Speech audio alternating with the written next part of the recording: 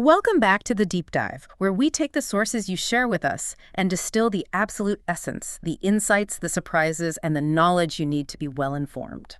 Today we're opening up Exodus chapter 4. And if you have ever been commissioned for a job you felt wholly unqualified for, this deep dive is definitely for you. Oh, absolutely. This is really the classic story of the reluctant leader. We're not just reading a story here. We are looking at a high-stakes, pretty uncomfortable negotiation. A negotiation, between a divine mandate and just this profound human resistance. Exactly. Our source material is tracking Moses, this shepherd living quietly out in Midian, as he is tasked with confronting, the most powerful empire on earth. It's such a critical moment of transition. He's about to take on this massive undertaking, liberating the Israelites, but chapter 4 really captures his deep-seated anxiety. And it comes out as these very specific, almost logical objections. Right. We can almost look at this whole dialogue as a three-part negotiation. First, credibility, second, capacity, and third, compliance. And our mission today is really to track that psychological shift. It's important to frame this as a debate, not just a simple command.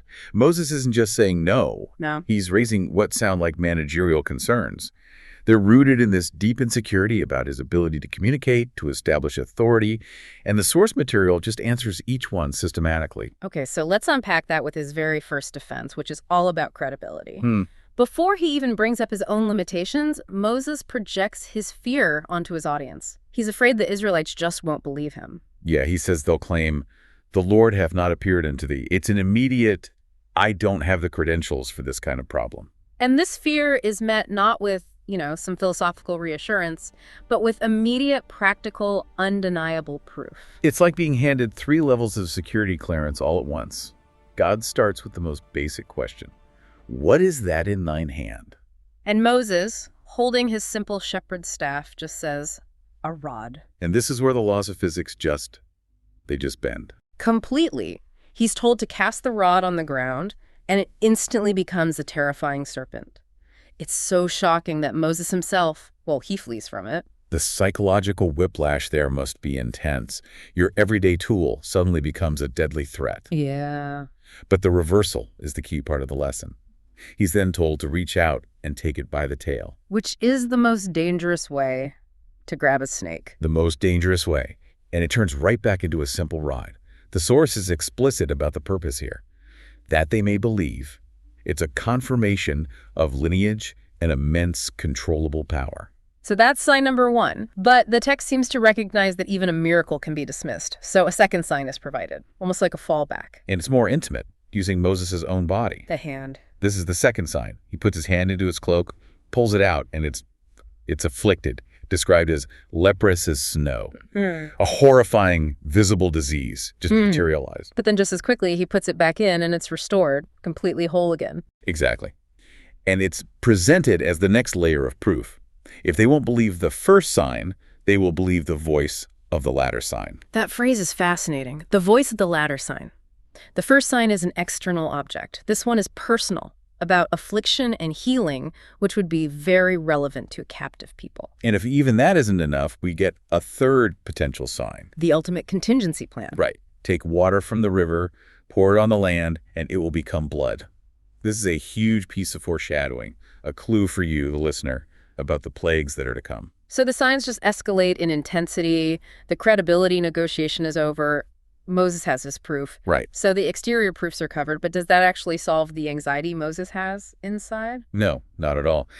Now that the credibility issue is settled, he shifts the objection inward to his own inadequacy. This is the capacity phase. He protests, "Oh, my Lord, I am not eloquent, but I am slow of speech and of a slow tongue." This is where we realize this is profound professional anxiety, maybe what we call imposter syndrome today. He's basically saying, you've given me the power, but I can't be the spokesperson. I can't do the PR for this liberation movement. And God's response is one of the most powerful rhetorical checks in the entire book.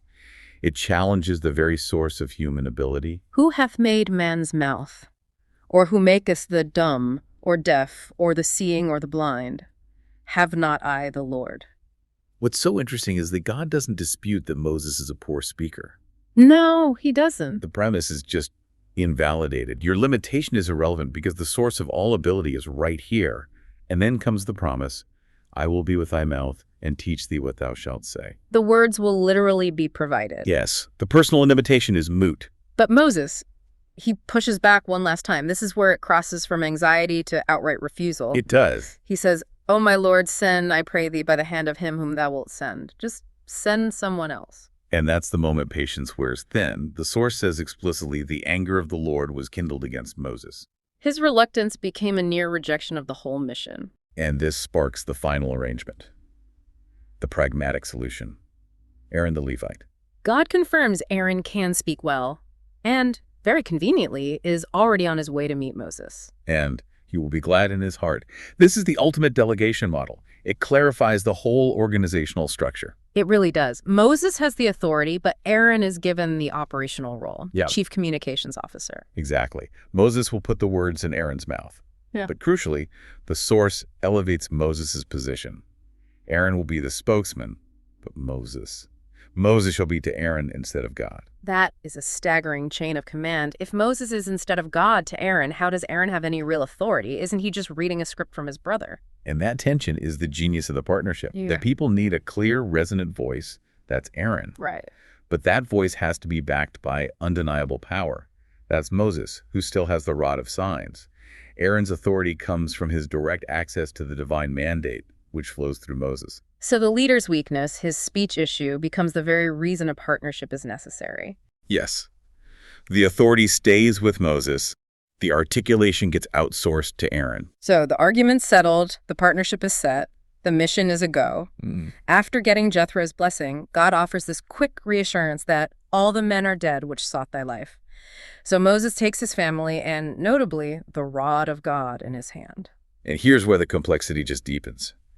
Before Moses even gets near Pharaoh, God lays out the extreme gravity and, paradoxically, the initial impossibility of the mission. Right, he's told to perform all the wonders, but then he's immediately warned, "But I will harden his heart that he shall not let the people go." I mean, that is a strategically staggering mandate. You're being sent on a mission where your initial failure is.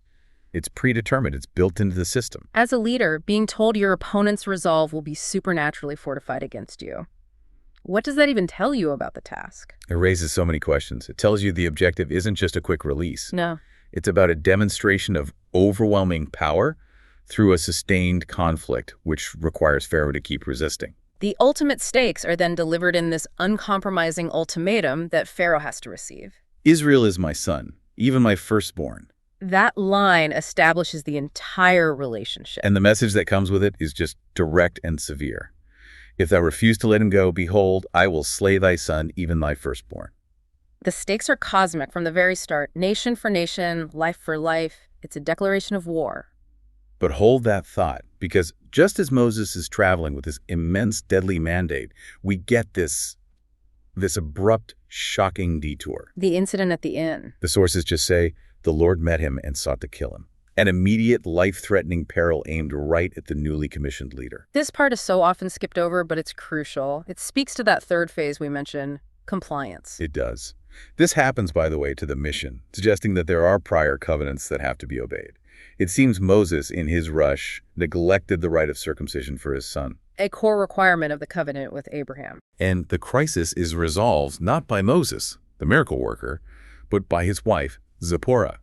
She sees the danger, she acts decisively, and she saves him. She takes a sharp stone, a flint knife, and performs the circumcision herself. And she casts the foreskin at his feet.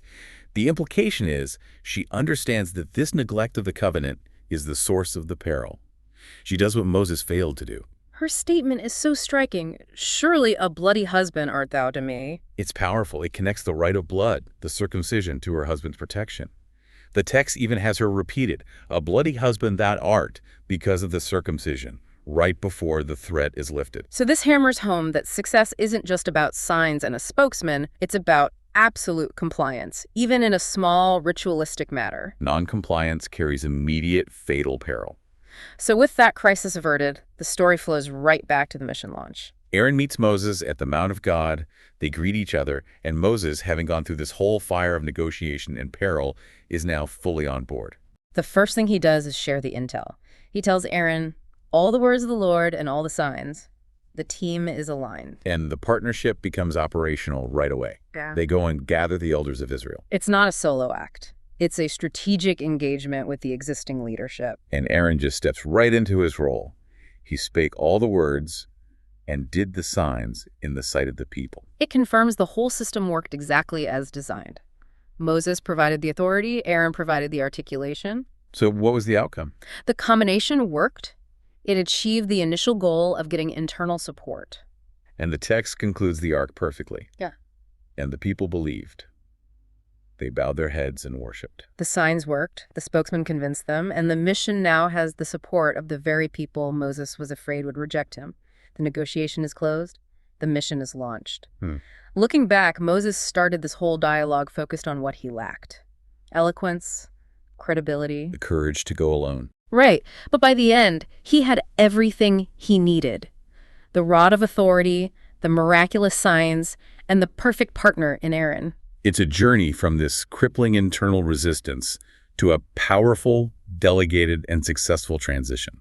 My final analysis is that the sources show us a leader who is deeply imperfect, highly resistant, yet the divine mandate moves forward anyway. And it does so not by erasing his weakness, but by integrating his brother's strengths to compensate for it. The weakness itself became the strategic reason for the collaboration. Exactly. The mission required collective, specialized abilities. It really makes you wonder, considering the severity of the goal, that firstborn warning to Pharaoh, and the immediate fatal threat Moses faced for a small failure in compliance. What did that tell you? What does it tell you about the absolute necessity of following a high-stakes commission?